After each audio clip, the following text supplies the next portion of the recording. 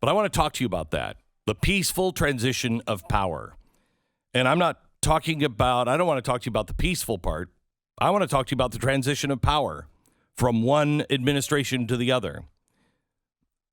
I think this whole thing is misunderstood because power cannot be transferred in the United States from one administration to another because the power doesn't reside in the government. It's in the people. And it's still, no matter what anybody tells you about the vote or anything else, it is still, the power is with you. The power is in you. It's in you, your friends, your family, your neighbors, your state. The government, its only power is the authority that we give them. And what is that power we're supposed to give them? Why are governments instituted among men, according to our Declaration of Independence? Why are they instituted among men? To justly protect the rights that give us that power in the first place. Governments are instituted among men to protect our rights. This day should be peaceful. In fact, I think we should celebrate this day. We celebrate on Inauguration Day the principles that are espoused in the Declaration of Independence of the power residing in and coming from the people. It's what gives each of us our power, the rights given to us by God. God doesn't give any rights to the government, none. But God created people with certain inalienable or unchangeable rights, and they in turn create governments. And the government's function is to secure and safeguard those rights. Governments and government leaders are not endowed by God. We are endowed. I'm going to give you a quote from a guy I find very, very wise. Deriving its just powers from the governed, government becomes primarily a mechanism for defense against bodily harm, against theft, against involuntary servitude. It cannot claim the power to redistribute money or property, nor to force reluctant citizens to perform acts of charity against their will. Government is created by the people. No individual possesses the power to take another's wealth or to force others to do good. No such government has the right to do such things. The creature cannot exceed the creator unless we create a monster.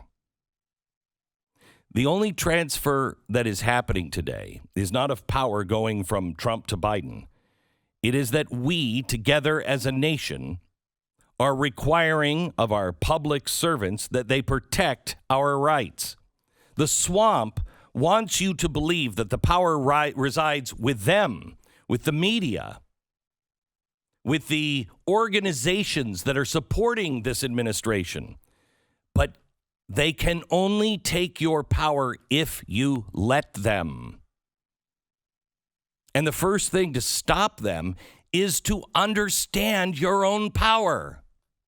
When Americans, and we share this with other Americans, when they finally understand the true form of power and government in our nation, then the president, be it Donald Trump or Joe Biden, will become less and less important in our lives. No president should ever have the power to frighten people, his own citizens. People, half the country was terrified of Barack Obama. The other half loved him. Half the country was terrified by Donald Trump. The other side loved him. May this president not terrify half of the country, not demonize half of the country, not divide us by race, by creed, by wealth. He says this is a day of uniting. Well, this will be the first day of his presidency. And as much as I don't like it, he is our president. And I'll say what I have said every day of my life, every inauguration day of my life. He is all of our president. And the most important thing is, if he fails, we all fail. Now, that doesn't mean I want his policies to succeed. I will fight against his policies, anything, as I said, when Donald Trump came into office. I will support anything that is constitutional and right. I will not support anything that is unconstitutional or damaging to our country. I'm not going to give up my right to speak out, to petition the government. Don't let disappointment today or despair allow you to abandon your power, to forget your power. Anger is not power, it's weakness. Fear is not power. Hate is not power. Hope and faith is power. Engagement is power. Perseverance is power. We are stronger than the left.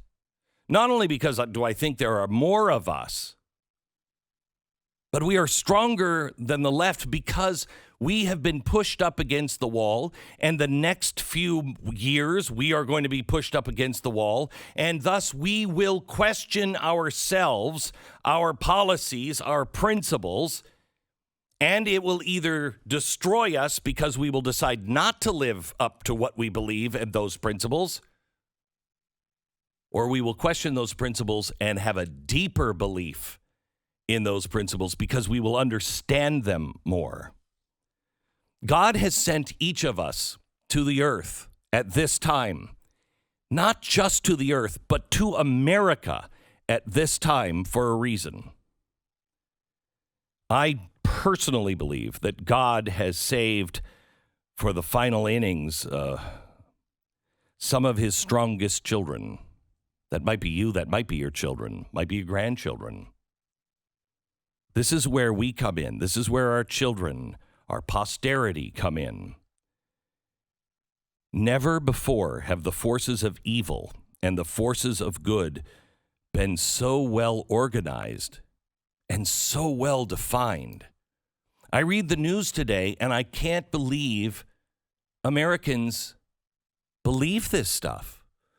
I can't believe that they can't see the difference, that they can dismiss the, 27 police officers that were injured last night and the 11 that were killed in New York City on Martin Luther King Day.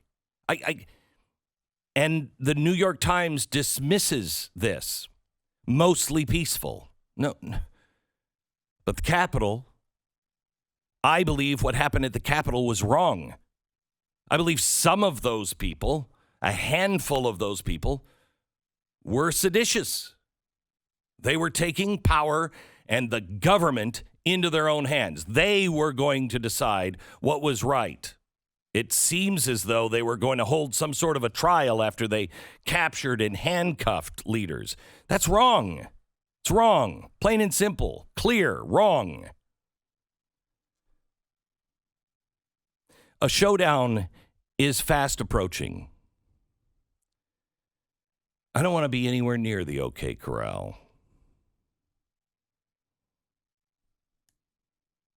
We have to choose to be on the side of light and good and healing and comfort. Otherwise, to not dedicate yourself to the light and to the good will mean that you will eventually find yourself on the side of darkness and evil. No choice is a choice. Not to stand is to stand. Where will you stand in this fight? How tall will we stand? At the end of this, will we have conducted ourselves with honor and integrity, the kind of honor and integrity that our founders did? The kind of honor and integrity that George Washington, that gave him such power. because he was fair and honest and consistent, and he lived those principles. And in the end, he was the most respected man in the world. How are we going to use the rights and the power that we have been endowed with? How will you celebrate that power today?